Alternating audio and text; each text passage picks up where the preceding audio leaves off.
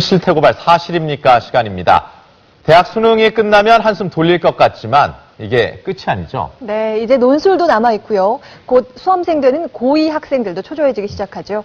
그래서일까요? 해마다 입시철을 전후로 불법 과외가 더 기승을 부린다고 합니다. 얼마 전 정부의 대대적 단속도 있었는데요. 배유리 리포터가 이 불법 과외 단속 현장을 다녀왔습니다. 어서 오세요. 안녕하세요. 네, 안녕하세요. 네, 해질 무렵이면 학교도 학원도 아닌 가정집에 학생들이 속속 모여듭니다. 과외를 받기 위해서인데요. 하지만 이 과외는 불법으로 이루어질 뿐만 아니라 지푸라기라도 잡고 싶은 부모의 심정을 이용해 상상을 초월하는 액수를 받고 있습니다. 불법 고액 과외의 실태를 지금부터 고발합니다. 자신이 원하는 대학에 가기 위해 열심히 공부하는 학생들. 그런데 이런 학생들을 대상으로 은밀하게 진행되는 교육이 있다? 신고 안 하시거든요? 네. 그것은 바로 불법 과외인데요. 아니요, 그렇지 않아요. 네.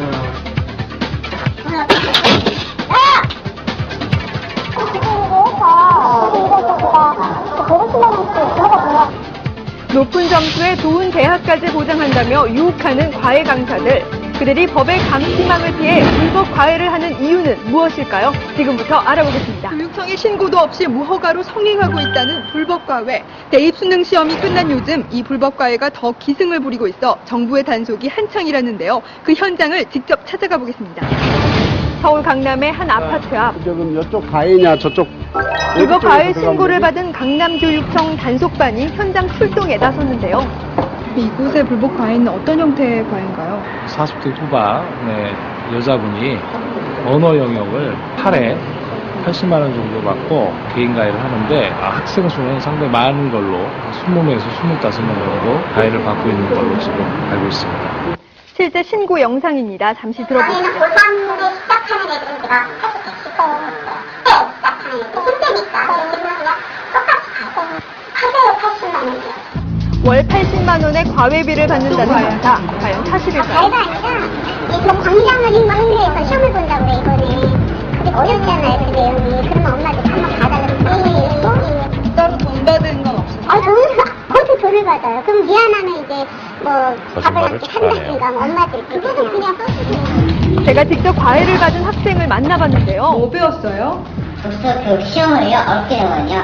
그래서 그거 좀 봐달라고 부탁드릴게요. 막 보고 나가요. 개인적으로.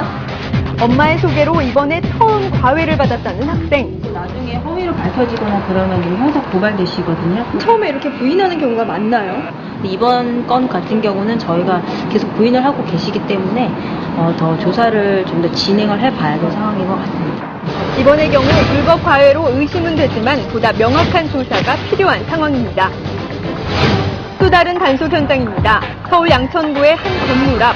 늦은 오후가 되자 하나둘 건물 안으로 들어가는 학생들. 바로 이곳에 불법 과외가 진행 중이라는 제보가 있어 단속반이 출동했습니다. 아니요, 그렇지 않아요. 네. 순순히 불법 과외 사실을 인정하는 과외 강사. 이곳에선 무려 한두 명도 아닌 17명의 학생들이 한자리에 모여 영어 교육을 받고 있었는데요. 왜 신고를 안 하셨어요? 신고하신 거? 타이밍을 놓쳤어요. 신고를 하려고 그랬어요. 근데 이제 타이밍을 하게 되면 다른 분한테도 여쭤보는데 2주 정도 텀이 걸린다고 하시더라고요. 학생들은 자신이 한 과외가 불법이란 사실을 알고 당황하는 눈치였습니다. 한 달에 얼마 정도 돼요? 그건 잘 모르는데 엄마가 입금하는 걸. 어떻게 알고 이거 왔어요? 친구요. 친구? 네. 그렇다면 이번에 적발된 불법 과외는 앞으로 어떻게 저희가 처리될까요? 무등록이어가지고 행정처분 이런 거 못하고 고발을 할 거예요. 근데 이렇게 집단으로 하는 건 좀 불법으로 하는 건 좀 저희가 거의 없었던 것 같아요. 지금 그럼 제가 어떻게 조치를 하면 되는 건가요? 다음엔 꼭 신고하는 것 잊지 마시길 바랍니다. 불법 과외라는 게 정확하게 어떤 건가요? 그 학원법의 정의에 의하면 개인 과외 교습자가 단독주택이나 공동주택에서 초중고생들 진학을 위한 과외 교습을 교습료를 받고 하면은 신고를 하게끔 되어 있습니다. 미신고로 초중고생들에게 과외 교습을 하게 되면은 불법 과외로 합니다. 하지만 일부 학부모들은 자녀의 성적만 올려준다면 상관없다는 반응인데요. 저는 금액은 별로 중요하지 않아요. 저한테는 애기가 그냥 대학만 갈 수 있다면 금액은 상관없어요. 학생을 한다면 300, 500도 상관이 없어요. 40cm 요새 과외 안 하는 사람이 없어요. 다 옆에서 하니까 나도 시키는 거고 괜히 우리 애기 뒤처지면 안 되니까 다 하죠, 요새 엄마들은.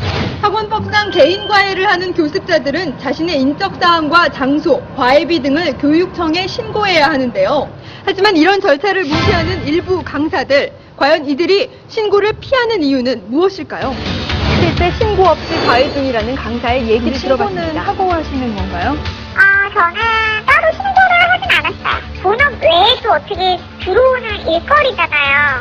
그런 걸 일일이 신고하고 한다는 건 애매한 기준인 것 같아요. 그리고 모든 수입을 다 제대로 하시는 분이 많지 않나요?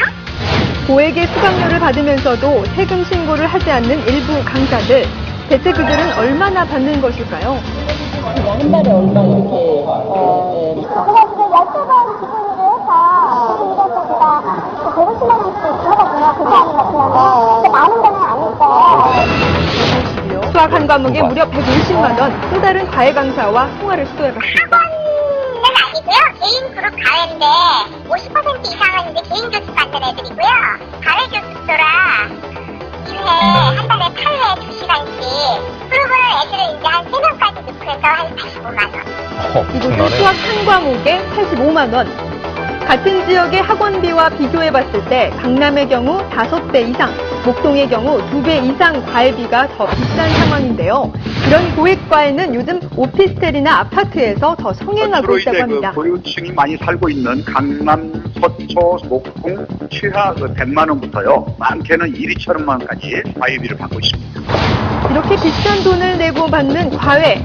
과연 얼마나 효과가 있을까요? 몇 과목을 했고 과외비는 어느 정도 했어요? 수학 한 과목 했고요. 한 달에 8번 수업해서 100만 원 했었어요. 학원 수업이랑 과외 1대1 수업이랑 좀 많이 다른가요? 여러 명 사다가 저 혼자 사니까 좀 부족한 부분이 좀 많이 찝어주시고요. 그렇다고 해서 수업 방식이 좀 많이 다르지는 않았던 것 같아요. 혼자건 저는 별 효과를 못 봤어요. 효과도 효과지만 불법 과외는 자칫 사교육의 양극화를 부를 수 있어 더 저희 문제네요. 자체적으로 이렇게 수능이 막 끝난 직후에 자체적으로 학원 밀집 지역에 오피스텔이나 그 아파트 등에서 잠복 근무를 해가지고서 학생들의 출입을 파악한 다음에 일정 증거 사례를 모은 다음에 저희가 단속하고 있습니다. 대한민국 사교육 열풍 속에 날로 성행하고 있는 불법 과외. 건전한 교육 환경을 위해서라도 하루빨리 근절되어야겠습니다. 현실적으로 이 불법 고액 과외를 단속만으로 근절하기는 상당히 힘들어 보입니다. 이 좋은 학교를 가야 행복한 인생을 산다는 우리의 교육관이 변해야 될 텐데, 하지만 그러려면 아직도 참 시간이 많이 필요해 보이는 우리 현실이 씁쓸합니다. 네.